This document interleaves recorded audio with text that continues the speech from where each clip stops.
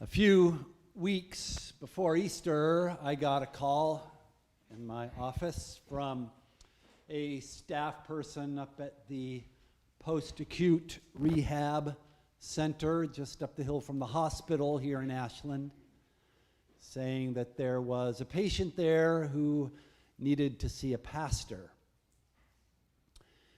And it happened that I had some time free that afternoon, so I went up and met a man who was from Indonesia and had overstayed his visa here in the United States deliberately so that he could continue working and send money back to his disabled wife and their daughter in Jakarta. And he had come to the Rogue Valley a few days before from Laramie, Wyoming, where he had been working in a restaurant because he'd heard that he could make a little bit more here. And then promptly had a heart attack and open heart surgery, which was why he was at the rehab center.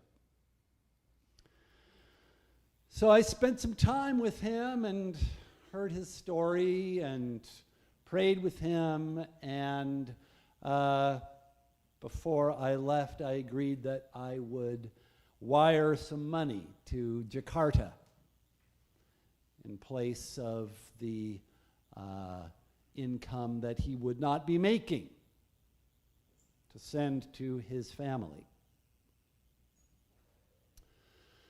And in the days and weeks that followed, I heard from him a few times, but it being the final weeks leading up to and including Holy Week and Easter, I just really did not have a spare minute to get back to him, knowing that it wasn't going to be a brief interaction. But this past week, I did have that time, so I gave him a call, and he was by now staying in a shelter for unhoused people up in Medford after having undergone another hospitalization to drain fluid from his thoracic cavity. And in the course of all of these hospitalizations and being required to subsist on the diet that one gets in the homeless shelter, he'd lost a lot of weight.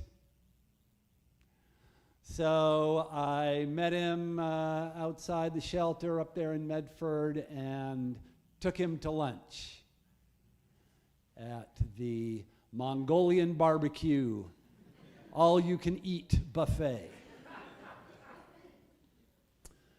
And as he was finishing his second helping, I went over to the Safeway across the street or on the other side of the parking lot and got him a gift card that he could use to buy more food for himself in the days ahead. And got back to the restaurant and gave another $5 to the server so he could take what remained on his plate home with him for dinner.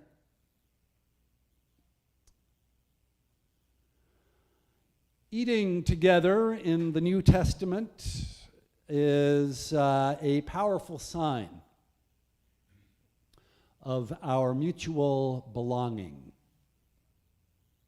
It's the characteristic way that Jesus shows people that he belongs with them and they belong with him. And he belongs to them and they belong to him. And together we all belong to the one that he called Father. And there's a willingness on his part to take on himself whatever social opprobrium attaches to the people that he sits down with, the bad reputation, or the ritual impurity, or the illness, or whatever it might be, that leaves them wondering if they really belong with anyone. And in exchange, he gives them what belongs to him, which is the love, the acceptance, the sense of having been created by God for a unique purpose, of having a place in this world as a child of the living God. He shares that with them. He accepts their sinfulness, their status as questionable, and in return, he gives them unconditional belonging. And on the night before he is crucified, he does this once again with his 12 disciples, including the one who will betray him. And at that meal, he says to Peter, the most kind of enthusiastic and headstrong and outspoken and seemingly courageous of his disciples, before the cock crows this night, you will deny me 3 times. And that's what happens. But it's significant that when Jesus is raised from the dead and appears again to his disciples, so often these stories have to do with eating and drinking together. In fact, when Peter preaches in the book of Acts about the resurrection, that's one of the characteristics that he accentuates, that after he was raised, he appeared not to all the people, but to those of us who were chosen, and he ate and drank with us. And this gospel story from John, this little epilogue to the Gospel of John, is no exception. Jesus shows up in Galilee, where Peter and the other fishermen have gone back to the Sea of Tiberias to resume, it would seem, their old life, as if this Jesus thing had never happened to them, as if he had not appeared to them and breathed the Holy Spirit upon them and sent them to the world to forgive as he had been sent. Anyway, there they are,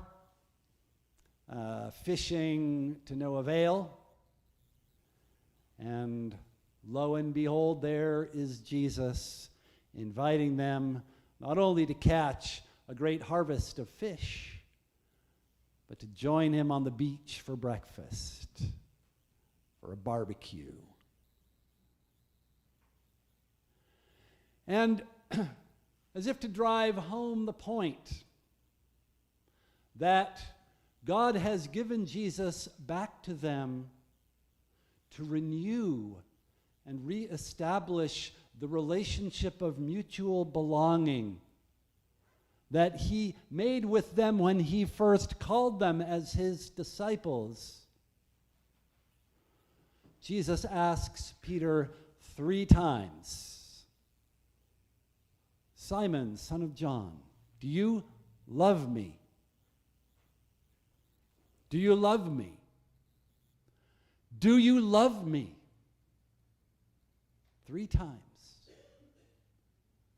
Giving Peter the opportunity to, as it were, undo the 3 times that he denied that he knew him on the night when Jesus needed him most. And along with it, Jesus gives Peter a new assignment. The assignment to take his own place. The good shepherd who laid down his life for his friends tells Peter, "Feed my lambs." Shepherd my flock. Feed my sheep.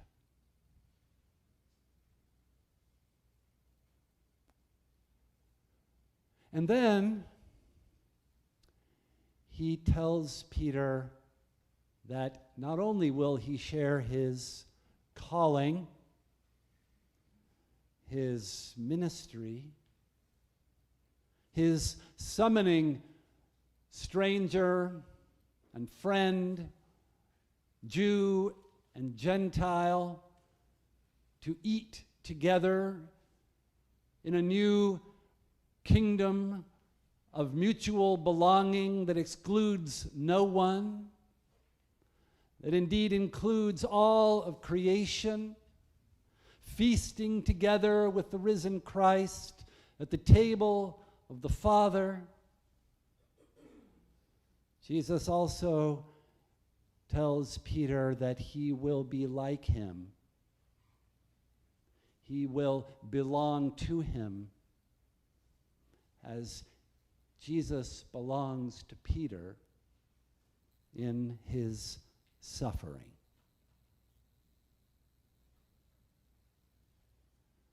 Because the world is still under the power of death.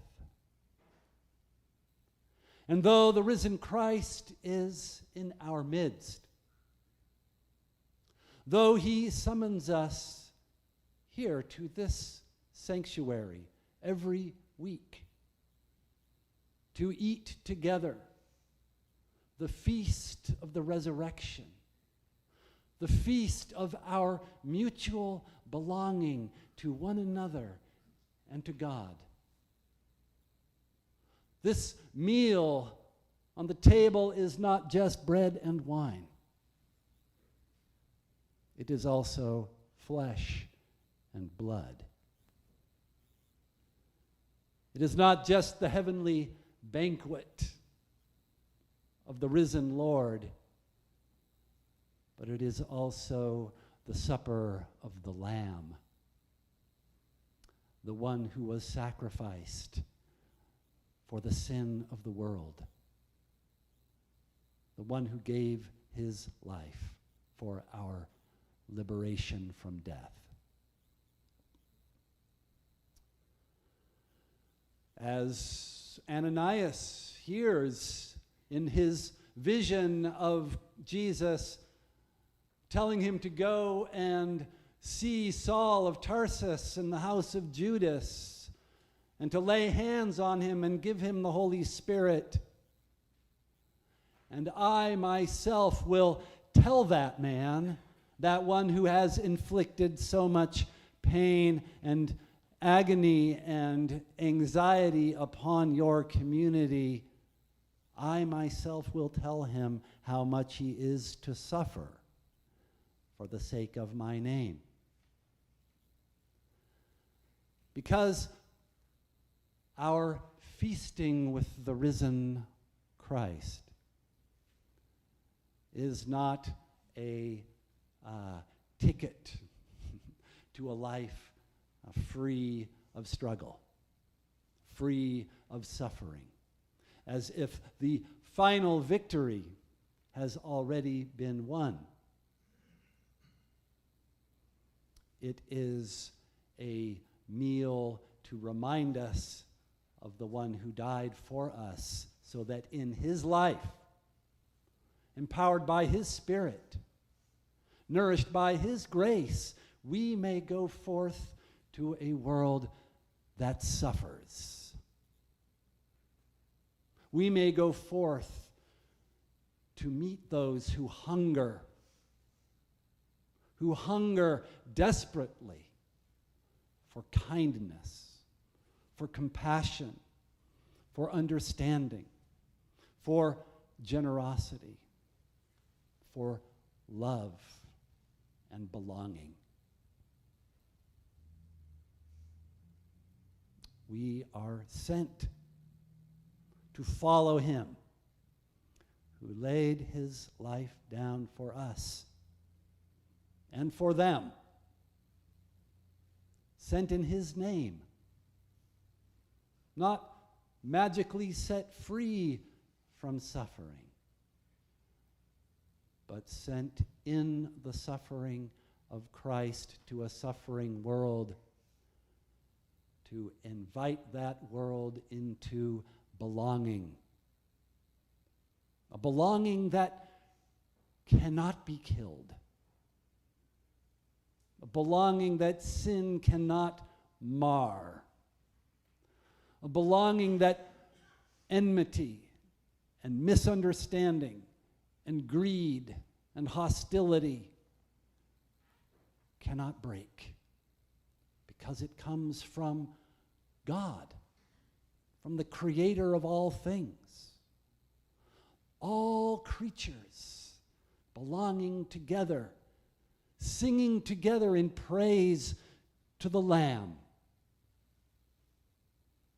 the one who died so that we might be free forever from death.